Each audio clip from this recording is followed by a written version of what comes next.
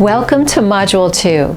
This is where we're going to start getting into spinning, but there's a lot of things we need to look at first before we really start spinning yarn. We're going to start looking at drafting and staple length. Did you know that the staple length of a fiber indicates how far your hand should be when you draft? You're not alone. I didn't know that either. So I used to raise alpacas, and that's all I spun for years was alpacas. So I went to a fiber store that had wheels in Asheville, North Carolina, and I wanted to look at a spinning wheel because I wanted a new wheel. So I sat down, and my husband was with me, and the lady handed me some comb top.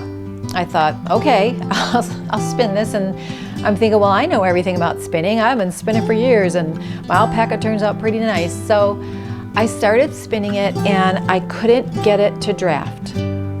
And I thought, what am I doing wrong? So I was fighting with it and fighting with it and fighting with the wheel because it was something new, and I wasn't comfortable with it, and I was almost in tears.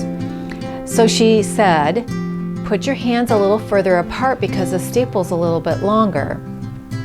And I looked at her with like deer in the headlights, and I said, I didn't say this out loud, but I said to myself, I have no idea what you're talking about. And she said, you know what, let me come back. You just kind of play with the wheel and let me know what you think. I told my husband, I said, I am so embarrassed. I didn't know any better. I didn't know anything about staple length.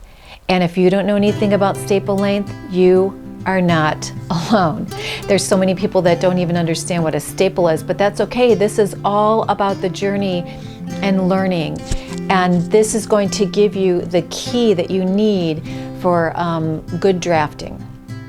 We're also going to be talking about what makes your yarn have too much twist. We're going to talk about spinning a consistent yarn, twists per inch, whorls.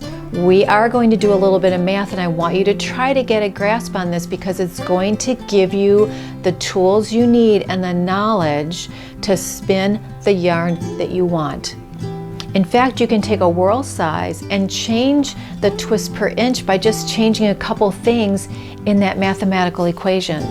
So stick with me, and we're going to be learning a lot in this module that's going to get you to spin better.